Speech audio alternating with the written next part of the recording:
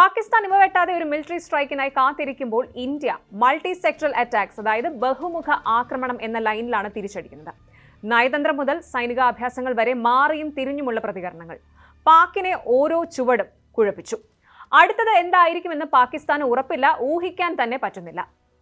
April 22-ന് പെഹൽഗാമിൽ 26 പേരുടെ മരണത്തിന് കാരണമായ ഭീകരാക്രമണം ഇന്ത്യ പാകിസ്ഥാൻ ബന്ധം തിരുത്തിയെഴുതി. നയതന്ത്രം, സാമ്പത്തികം, തന്ത്രപരം, സൈനിക നീക്കങ്ങൾ ഉൾപ്പെടുന്ന ഇന്ത്യയുടെ പ്രതികരണം പല തലങ്ങളിലായിരുന്നു. അടുത്തത് എന്ത് എന്ന് ചിന്തിക്കാനുള്ള സമയം പോലും ഇല്ലാത്ത രീതിയിലുള്ള പണി.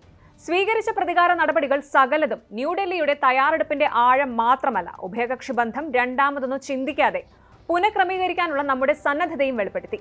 പാകിസ്ഥാനെതിരെ ഇന്ത്യ സ്വീകരിച്ച ശിക്ഷാ നടപടികൾ തികച്ചും വ്യത്യസ്തമായിരുന്നു ഇത്തവണ. 2016-ലും 2019-ലും ഉറി, പുൽവാമ ഭീകരാക്രമണങ്ങൾക്ക് ശേഷം ആ കാലത്ത് കണ്ടതിന് സമാനമായ രീതിയിൽ ഇന്ത്യൻ സേനയുടെ സൈനിക ആക്രമണം പ്രതീക്ഷിച്ച സകലരും ഞെട്ടി. ഫെഡറൽ മിനിസ്റ്റേഴ്സ് ഉൾപ്പെടെയുള്ള മുതിർന്ന നേതാക്കളടക്കം ഞെട്ടി. ഇൻഡസ് വാട്ടേഴ്സ് ട്രീറ്റി സസ്പെൻഷനോടെ തുടങ്ങിയ നടപടികൾ ഇന്ത്യയും പാകിസ്ഥാനും തമ്മിലുള്ള 6 പതിറ്റാണ്ടിലേറെ നീണ്ട ജലപങ്കിടൽ സഹകരണത്തിലെ ചരിത്രപരമായ നീക്കം. ഔദ്യോഗികമായി കരാറിൽ നിന്ന് പിന്മാറാതെ താൽക്കാലികമായി നിർത്താനുള്ള ഇന്ത്യയുടെ തീരുമാനം IWT വെറുതെ പിന്തുടരുന്നതിൽ നിന്ന് അതൊരു തന്ത്രപരമായ നീക്കമായി ഉപയോഗിക്കുന്നതിലേക്കുള്ള മാറ്റത്തെ കാണിച്ചു. നദീജല പങ്കിടൽ നിർത്തിവെച്ചും പടിഞ്ഞാറൻ നദികളിൽ നിന്നുള്ള വെള്ളം എങ്ങനെ ഉപയോഗിക്കണം എന്നതിനെക്കുറിച്ചുള്ള നിയമങ്ങൾ ലഘൂകരിച്ചും ഇന്ത്യ ജലത്തെ സമ്മർദ്ദത്തിന്റെ ഒരു ഉപകരണമായി ഉപയോഗിക്കാൻ തുടങ്ങിയിരിക്കുന്നു. വെള്ളം കൂടി മുട്ടിക്കുന്ന പണി. ജലത്തിന്റെ അടിസ്ഥാന സൗകര്യങ്ങളുടെ പരിമിതി കാരണം പാകിസ്ഥാന്റെ ജലവിതരണത്തെ ഇപ്പോൾ കാര്യമായി ബാധിക്കില്ല എങ്കിലും ദീർഘകാലാടിസ്ഥാനത്തിൽ പ്രത്യാഘാതങ്ങൾ ഗുരുതരമായിരിക്കും. പാകിസ്ഥാൻ തങ്ങളുടെ കൃഷിയുടെ 80%-നും അതുപോലെ ഊർജ്ജത്തിന്റെ വലിയൊരു ഭാഗത്തിനും സിന്ധു നദീജല സംവിധാനത്തെയാണ് ആശ്രയിക്കുന്നത്. അപ്പോൾ സാഹചര്യം വരും കാലങ്ങളിൽ വഷളാകും. അടുത്തത് നയതന്ത്ര പ്രതിരോധം. ആഭ്യന്തര നടപടികൾക്ക് സമാന്തരമായി ഇന്ത്യ വിപുലമായ നയതന്ത്ര ആക്രമണം ആരംഭിച്ചു. പെഹൽഗാം കൂട്ടക്കൊലയ്ക്ക് ദിവസങ്ങൾക്കുള്ളിൽ പാകിസ്ഥാനിൽ നിന്ന് ഉയരുന്ന ഭീകരഭീഷണിയുടെ അന്തർദേശീയ സ്വഭാവം ഉയർത്തിക്കാട്ടുന്നതിനായി ഇന്ത്യ 100-ലധികം രാജ്യങ്ങളുമായി ബന്ധപ്പെട്ടു. പാകിസ്ഥാനെ അന്താരാഷ്ട്ര തലത്തിൽ ഒറ്റപ്പെടുത്തുന്നതിനും നയതന്ത്ര, സാമ്പത്തിക വേദികളിൽ ഇന്ത്യയുടെ വരാനിരിക്കുന്ന നടപടികളെ ന്യായീകരിക്കാനായി വിശാലമായ പിന്തുണ ശേഖരിക്കുന്നതിനുമായിരുന്നു ഈ ഇടപെടലിന്റെ ലക്ഷ്യം. ആക്രമണത്തെ അപലപിച്ച് പ്രധാനമന്ത്രി Narendra Modi, US president Donald Trump, French president Emmanuel Macron, British പ്രധാനമന്ത്രി കെയർ സ്റ്റാർമർ, ജാപ്പനീസ് പ്രധാനമന്ത്രി ഷിഗെറു ഇഷിബ എന്നിവരുൾപ്പെടെയുള്ള നേതാക്കളുമായി ഫോണിൽ സംസാരിച്ചു. 100-ലധികം US നിയമനിർമ്മാതാക്കൾ ഐക്യദാർഢ്യം പ്രകടിപ്പിച്ചു. ഇത് ഭീകരവിരുദ്ധ മേഖലയിലും തന്ത്രപരമായ സുരക്ഷയിലും ആഴത്തിൽ വേരൂന്നിയ ഇൻഡോ US സഹകരണത്തിന്റെ തെളിവാണ്. വിദേശകാര്യ സെക്രട്ടറി വിക്രം മിശ്രയും വിദേശകാര്യമന്ത്രി S ജയശങ്കറും G7, G20 തുടങ്ങിയ പ്രധാന ആഗോള ഗ്രൂപ്പുകളിൽ നിന്നുള്ള പ്രതിനിധികളുമായി കൂടിക്കാഴ്ച നടത്തിയതോടെ ഇന്ത്യ വിപുലമായ നയതന്ത്ര ശ്രമം ആരംഭിച്ചു. അന്താരാഷ്ട്ര പിന്തുണ ശേഖരിക്കുകയും ഇന്ത്യയുടെ നിലപാട് വിശദീകരിക്കുകയും ചെയ്യുക എന്നതായിരുന്നു അവരുടെ ലക്ഷ്യം.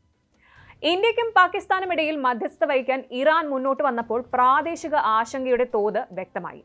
ഇസ്രായേൽ പ്രധാനമന്ത്രി ബെന്യാമിൻ നെതന്യാഹു തീവ്രവാദത്തിനെതിരായ സംയുക്ത ശ്രമങ്ങൾക്ക് സാമ്പത്തിക സഹകരണവുമായി ബന്ധിപ്പിക്കുന്ന ഒരു പ്രസ്താവന പുറപ്പെടുവിച്ചു. അന്താരാഷ്ട്ര പങ്കാളിത്തത്തിൽ സുരക്ഷയും വ്യാപാരവും ഇപ്പോൾ എങ്ങനെ ബന്ധപ്പെട്ടിരിക്കുന്നുവെന്ന് ഇന്ത്യ, മിഡിൽ ഈസ്റ്റ്, യൂറോപ്പ് ഇടനാഴി അടിവരയിടുന്നതായി അദ്ദേഹം പ്രത്യേകം ചൂണ്ടിക്കാട്ടി. ഇന്ത്യയുടെ നയതന്ത്ര ശ്രമങ്ങൾക്ക് 2 പ്രധാന ലക്ഷ്യങ്ങളുണ്ടായിരുന്നു. ഒന്നാമത്, രാജ്യത്തിനകത്തും അതിർത്തിക്ക് അപ്പുറത്തും ഇന്ത്യയുടെ നടപടികളെ ന്യായീകരിക്കാൻ അവ സഹായിച്ചു. രണ്ടാമത്, സാമ്പത്തിക, സൈനിക മേഖലകളിൽ സാധ്യമായ ഭാവി നടപടികൾക്ക് വേദിയൊരുക്കാൻ. മറ്റ് രാജ്യങ്ങളിൽ നിന്ന് പിന്തുണ നേടുന്നതിലൂടെ ആഗോള വിമർശനങ്ങളിൽ നിന്ന് ഇന്ത്യ സ്വയം പരിരക്ഷിക്കുകയും അതുപോലെ നിയമപരമായ നടപടികൾ പിന്തുടരാൻ ശ്രമിക്കുന്ന ഒരു ഇരയായി സ്വയം കാണിക്കുകയും ചെയ്തു. അടുത്ത പണി വന്നത് വ്യോമമേഖലയുടെ അടച്ചുപൂട്ടലോടെയാണ്. സൈനിക വിമാനങ്ങൾ ഉൾപ്പെടെ പാകിസ്ഥാനുമായി ബന്ധപ്പെട്ട വിമാനങ്ങൾക്ക് വ്യോമമേഖലയിലേക്കുള്ള പ്രവേശനം നിഷേധിക്കാനുള്ള ഇന്ത്യയുടെ തീരുമാനം മനഃപൂർവ്വവും തന്ത്രപരവുമായ ഒരു നടപടിയെ അടയാളപ്പെടുത്തുന്നു.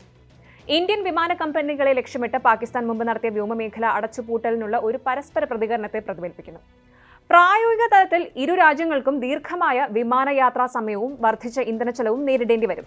അപ്പോഴും പാകിസ്ഥാനെ സംബന്ധിച്ചിടത്തോളം ചെലവ് ഇന്ത്യയേക്കാൾ കൂടുതലാണ്. വ്യോമയാന മേഖലയോടുള്ള പ്രതികരണം വ്യാപിപ്പിക്കുന്നതിലൂടെ ഇന്ത്യ വ്യക്തമായ ഒരു സന്ദേശം നൽകുകയാണ്. ഒന്നിലധികം മേഖലകളിൽ പാകിസ്ഥാനെ വെല്ലുവിളിക്കാൻ ഇന്ത്യക്ക് യാതൊരു മടിയുമില്ല എന്ന് കാണിച്ചു. ഇന്ത്യയുടെ സമീപനം അതിർത്തികളിലും ഉടമ്പടികളിലും അവസാനിച്ചില്ല. അത് ആഗോള സാമ്പത്തിക ഘടനയിലേക്ക് വ്യാപിച്ചിരിക്കുന്നു. 2 ഏകോപിത ശ്രമങ്ങൾ പാകിസ്ഥാന്റെ സാമ്പത്തിക വിശ്വാസ്യതയെ ലക്ഷ്യമിടുന്നു. ഒരു നീക്കം പാകിസ്ഥാനെ financial action task force grey ലിസ്റ്റിൽ വീണ്ടും പെടുത്താൻ ശ്രമിക്കുമ്പോൾ മറ്റൊന്ന് നടന്നുകൊണ്ടിരിക്കുന്ന international monetary fund bail out പാക്കേജിനെതിരെ എതിർപ്പുകൾ ഉയർത്തുന്നു. വർഷങ്ങൾ നീണ്ട അനുസരണ നടപടികൾക്ക് ശേഷം 2022 പാകിസ്ഥാൻ FATF ഗ്രേ ലിസ്റ്റിൽ നിന്ന് പുറത്തു കടന്നത്. റീലിസ്റ്റിംഗ് ഇസ്ലാമാബാദിനെ പുതുക്കിയ പരിശോധനയ്ക്ക് വിധേയമാക്കും. ആഗോള മൂലധന വിപണികളിലേക്കുള്ള അതിന്റെ പ്രവേശനം നിയന്ത്രിക്കുകയും ചെയ്യും. ഈ നിർദ്ദേശത്തെ പിന്തുണയ്ക്കാനായി FATF അംഗരാജ്യങ്ങളിൽ നിന്നുള്ള ഒരു വലിയ ജനക്കൂട്ടത്തെ അണിനിരത്താൻ ഇന്ത്യ ശ്രമിക്കുകയാണ്. $7 ബില്യൺ എക്സ്റ്റൻഡഡ് ഫണ്ട് ഫെസിലിറ്റിയുടെ നിബന്ധനകൾ പാകിസ്ഥാൻ പാലിക്കുന്നുണ്ടോ എന്ന് പുനർനിർണ്ണയിക്കാൻ ന്യൂഡൽഹി IMFനെ പ്രേരിപ്പിക്കുകയാണ്.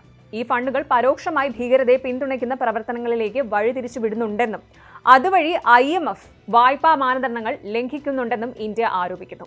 ഈ സാമ്പത്തിക ആക്രമണങ്ങൾ തിരിച്ചടി വേറൊരു ലെവലിലേക്ക് കൊണ്ടുപോകും എന്നുറപ്പാണ്. സൈനിക നീക്കങ്ങളിൽ നിന്ന് വ്യത്യസ്തമായി അവ നിശബ്ദമാണ്, പക്ഷെ പാകിസ്ഥാന്റെ ആഭ്യന്തര സമ്പദ് വ്യവസ്ഥയെ തകർക്കാൻ തന്നെ പറ്റുന്നവയാണ്. ഇനി പേൽഗാം ആക്രമണത്തെ തുടർന്ന് ഇന്ത്യയുടെ സായുധ സേനകൾ വിസിബിളായ ഡെമോൺസ്ട്രേറ്റീവായ ഒരു നിലപാട് സ്വീകരിച്ചു. ഇന്ത്യൻ നാവികസേന, ഇന്ത്യൻ സൈന്യം, ഇന്ത്യൻ വ്യോമസേന എന്നിവയെല്ലാം കര, വ്യോമ, കടൽ മേഖലകളിൽ തീവ്രമായ അഭ്യാസങ്ങൾ നടത്തി. അതിന്റെ ഫലമായി 3 തലങ്ങളിലുള്ള സന്നദ്ധത പ്രകടമാക്കി. ഈ അഭ്യാസങ്ങൾ ഭാഗികമായി പ്രീപ്ലാൻഡ് ആയിരുന്നിരിക്കാം, പക്ഷെ അവയുടെ സമയക്രമവും അതുപോലെ വ്യാപ്തിയും നിലവിലെ ജിയോപൊളിറ്റിക്കൽ സംഘർഷങ്ങളുമായി ശക്തമായ ബന്ധത്തെ സൂചിപ്പിക്കുന്നു. മെയ് 1-2 തീയതികളിൽ തുടർച്ചയായ 8ാം ദിവസവും 5 മേഖലകളിലായി പാകിസ്ഥാൻ LOCയിൽ, അതായത് ലൈൻ ഓഫ് കൺട്രോളിൽ നടത്തിയ പ്രതികാര വെടിവയ്പ്പുകൾ പിരിമുറുക്കവും അനിശ്ചിതത്വവും വർദ്ധിപ്പിക്കുകയാണ്. കാരണം ഇന്ത്യൻ മണ്ണിൽ പാക് നടത്തിയ ഭീകരാക്രമണങ്ങളോട് ഇന്ത്യ എങ്ങനെ പ്രതികരിക്കുമെന്ന് ഇസ്ലാമാബാദിന് ഇപ്പോഴും സംശയമാണ്. എന്തായാലും പേൽഗാം ആക്രമണം ഇന്ത്യയിൽ നിന്ന് വളരെ ശക്തവും വിശാലവുമായ പ്രതികരണത്തിന് കാരണമായിട്ടുണ്ട്. നയതന്ത്രം, സമ്പദ് വ്യവസ്ഥ, സൈനികാഭ്യാസങ്ങൾ, തന്ത്രപരം, അങ്ങനെ വേണ്ട എല്ലായിടത്തും ഇന്ത്യ പാകിസ്ഥാനെ പൂട്ടി. പൂർണ്ണമായ സംഘർഷത്തിന് നിൽക്കാതെ സമ്മർദ്ദം വർദ്ധിപ്പിക്കുന്നതിന് ഓരോ ഘട്ടവും അത്രമേൽ ശ്രദ്ധാപൂർവ്വം ആസൂത്രണം ചെയ്തിട്ടുണ്ട് ഇന്ത്യ. ഓരോ ചുവടും ശ്രദ്ധിച്ച് നിയന്ത്രിതവുമായ സമീപനം കാണിക്കുന്നു. ലോകത്തിന്റെ ഭൂരിഭാഗവും ഇന്ത്യയുടെ നിലപാടിനെ പിന്തുണച്ചതോടെ ന്യൂഡൽഹിക്ക് ധാർമ്മിക പിന്തുണയും തന്ത്രപരമായ നേട്ടവും ലഭിച്ചു എന്നതിലും സംശയമില്ല. ഇനി ഇത് നേർക്കുനേരായാലും ഇന്ത്യ പൂ പറിക്കുന്ന ലാഘവത്തോടെ സംഗതി സെറ്റാക്കും.